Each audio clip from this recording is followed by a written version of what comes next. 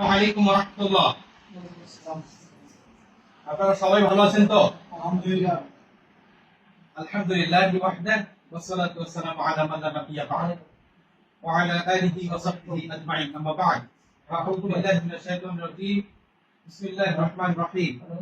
তাআওয়ানু আলাল বিররি ওয়াত তাকওয়া। আমানতু বিল্লাহ। প্রশংসা জ্ঞাপন করছি সেই মহান পারওয়ারদিগারের দরবারে, যে মহান রব্বুল আলামিন আমাদেরকে আজকে সেই 2019 সাল থেকে, আমার খুব মনে পড়ে 2019 সালে বঙ্গবন্ধু কলেজের বকুল চত্বরের কথা। তো এটা বর্তমান গোপালগঞ্জ সরকারি কলেজ, গোপালগঞ্জ সরকারি কলেজের সেই বকুল চত্বরের কথা। একটু সূচনা লগ্নের কথা না বললে নয়। আমি মূলত কাজ করতাম হচ্ছে খুলনাতে। আমি খুলনায় পড়াশোনা করতাম, সেই সময় খুলনাতে কাজ করতাম। তো আমাদের মোল্লাহাট, গোপালগঞ্জ, টঙ্গিপাড়া, কোটালীপাড়া সহ বিভিন্ন এলাকা থেকে আমার কাছে ফোন যেত, কেন যেন আমি জানতাম না, এই গোপালগঞ্জে ব্লাড লাগবে। তো আমি চিন্তা করলাম যে তাহলে গোপালগঞ্জে তো আমার দ্বারা পসিবল না, কারণ আমি থাকি খুলনাতে, গোপালগঞ্জে কিভাবে ডোনার প্রোভাইড করা পসিবল। জন্য আমি আমার এলাকার খুব কাছে ছোট ভাই শরীফুল ইসলাম সুজনকে আমি বললাম, তুমি তো গোপালগঞ্জ বঙ্গবন্ধু কলেজে পড়াশোনা করো, তাহলে তুমি তো একটু দেখো তোমার বন্ধু বান্ধব যারা আছে ওদেরকে নিয়ে একটু বসো, আমি একটু আসি, একটা সংগঠন আমরা দাঁড় করাই। ও তখন ইনভাইট করে। তখন হচ্ছে প্রথম যেদিন বসি আমরা, সেদিন রায়ান ব্যস্ততার কারণে থাকতে পারছিল না, অন্যান্য অনেকে ছিল আমাদের। তাবাসসুম মনিরা নামে একটা মেয়ে ছিল, সর্বপ্রথমে সুজন ছিল, শরীফ মাহমুদ ভাই ও জুনায়েদ মাহমুদ ছিল, আমাদের অত্যন্ত কাছের একজন ইয়া ছিল। তো এরকম কয়েকজনকে নিয়ে আমরা বসলাম বঙ্গবন্ধু কলেজের বকুল চত্বরে। ওখানে বসে আমরা দৃঢ় প্রত্যয় ব্যক্ত করি যে আমরা গোপালগঞ্জে যে রক্তের প্রয়োজন হবে, এই রক্তের চাহিদাগুলো আমাদের মাধ্যমে পূরণ হবে ইনশাআল্লাহ। তো সেই দৃঢ় প্রত্যয় নিয়ে আমরা সিদ্ধান্ত গ্রহণ করলাম যে আমরা গোপালগঞ্জ ব্লাড ডোনার ক্লাব প্রতিষ্ঠা করব। নাম প্রস্তাব করলাম, সবাই সর্বসম্মতিক্রমে গ্রহণ করে। গ্রহণ করার পরে আমাদের জুনায়েদ মাহমুদ যে ছিল, জুনায়েদ মাহমুদ আমাদেরকে স্যারের কাছে নিয়ে আসলো। স্যার শরীফুল ইসলাম ওনার কাছে নিয়ে আসলো। স্যার আমাদেরকে উনি ওই দিনই বললেন যে তোমাদের সার্বিক সহযোগিতা করার জন্য যা যা প্রয়োজন আমি আমার পক্ষ থেকে করব। এবং আলহামদুলিল্লাহ আমাদের এ পর্যন্ত আমরা স্যারের কাছ থেকে সেই সহযোগিতা পাচ্ছি আলহামদুলিল্লাহ। তো তখন আমরা সিদ্ধান্ত গ্রহণ করলাম যে গোপালগঞ্জ ব্লাড ডোনার ক্লাব একটা সংগঠন হবে। তো সেই থেকে আমাদের পদচারণা এবং আমাদের সংগঠনের কার্যক্রম শুরু হয়।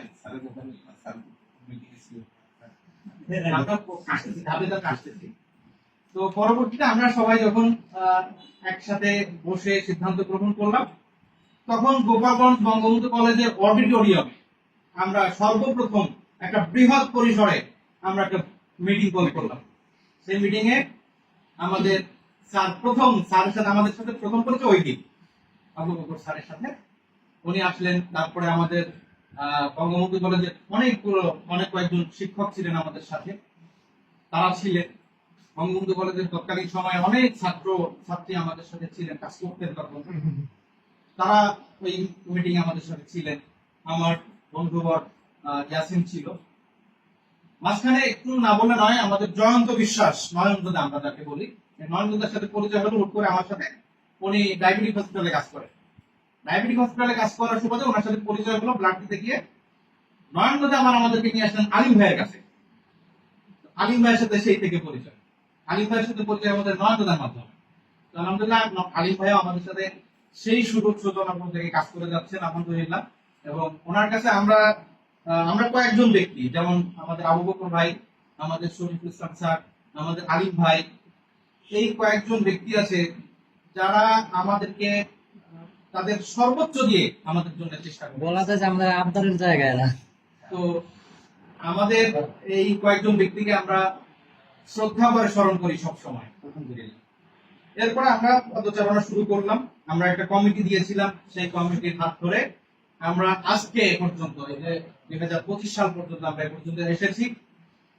আমরা 2019 সালে যখন কমিটি গঠন করলাম, তারপর থেকে ব্লাড তো দিয়েই যাচ্ছি। পরবর্তীতে আমরা কিছু মানবিক কাজ করেছি, বিশেষ করে যেটা আমরা বলবো যে কোভিড-19 চলাকালীন সময়ে আমাদের গোপালগঞ্জ ব্লাড ডোনার ক্লাব এবং উৎসর্গ নামে একটা সংগঠন ছিল। উৎসর্গ ছিল আমাদের অতিথি মাত্র, তারা তাদের ব্যানার ব্যবহার করেছে, কিন্তু মূল কার্যক্রম পরিচালনা করেছে গোপালগঞ্জ ব্লাড ডোনার ক্লাব। এই গোপালগঞ্জ ব্লাড ডোনার ক্লাবের হাত ধরে আমরা তৎকালীন সময় মেবি 700-র উপরে পরিবারকে আমরা খাদ্য সহায়তা দিয়েছিলাম। 700 প্লাস পরিবারকে আমরা খাদ্য সহায়তা দিয়ে তাদের কিছুটা সহযোগিতা আমরা করতে পেরেছিলাম। পাশাপাশি আমরা বিভিন্ন সময়ে রায়ান যেটা বলেছিল যে রোগীদেরকে আমরা ব্লাড ব্যাগ, ব্লাড সেট এগুলো আমরা কিনে দিয়েছি। তারা আমাদের কি দিবে সেটা পরের কথা।